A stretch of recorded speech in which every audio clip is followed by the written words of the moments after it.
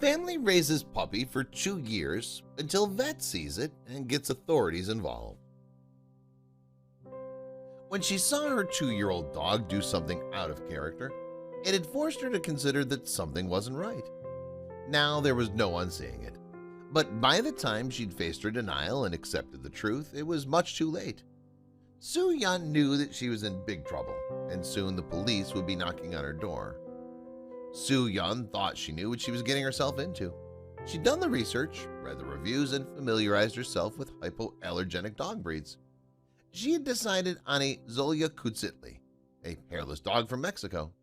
She thought they were ready for the commitment, but as he began to outgrow his bed and collar and lead, she began to worry.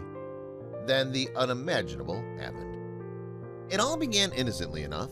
Su Yun lived in Kunming City, China, with her 2 young children and her husband. The hardworking mother was feeling the pressure of juggling family life and a full-time job, so she decided that it was high time for a holiday. But what Su Yun didn't know was that fate had a surprise waiting for her. With bags packed and ready for their eagerly awaited Asian trip, the Yuns embarked on a vacation that would change their lives. A few days after their arrival, the family was just beginning to get into holiday mode when they came across a litter of Zoloitzkutli puppies for sale. They had expected to find what they were looking for here of all places. The man who sold the Yuns their new puppy had said that the pup would reach around 45 pounds. The Yuns were ecstatic with their new family member and named him Little Black. They had no idea that this particular little pup would become a pretty big problem. The family felt their bond with new puppy growing day by day, and soon it was time to return home to Kunming City with their new family member. The Yuns decided that Little Black would be an inside dog, but it wasn't long before the family began to notice something odd about him.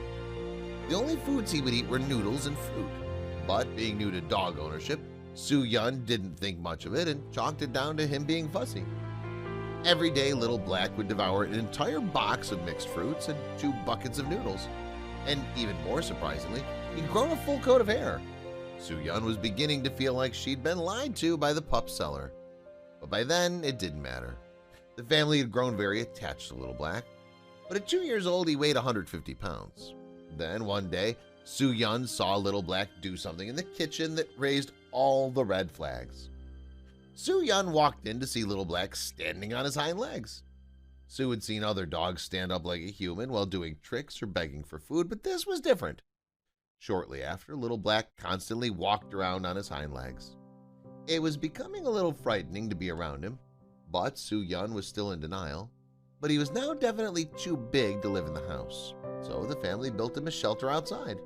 You would think that Little Black would have taken to guarding the house against intruders and barking at anything that moved, but he never did. The only sound he ever made was a low growl. Something just didn't add up. Su Yun, curious as to what dog breed Little Black really was, posted a photograph of him on a dog owner's forum, but a vet saw it and called the authorities on her. The vet told her that Little Black wasn't a dog at all. He was actually a sun bear.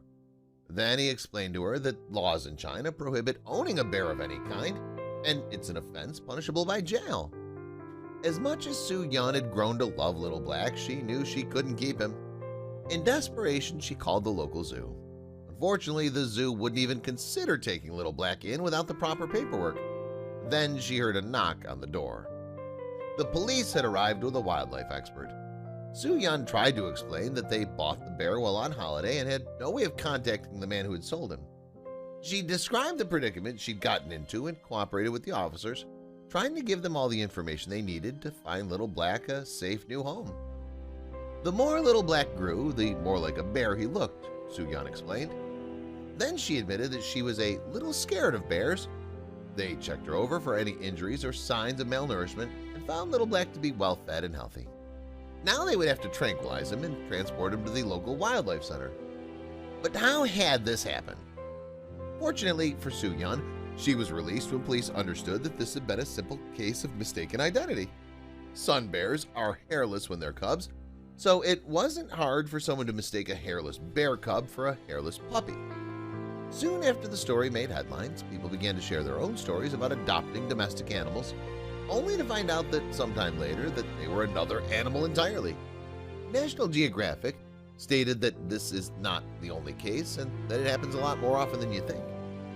Sue Yan avoided jail time, despite Sun Bear's protected species status, and although having Little Black moved to a sanctuary nearby was the best decision for the family, and for his own sake, they still missed the pet they knew and looked after for 2 years.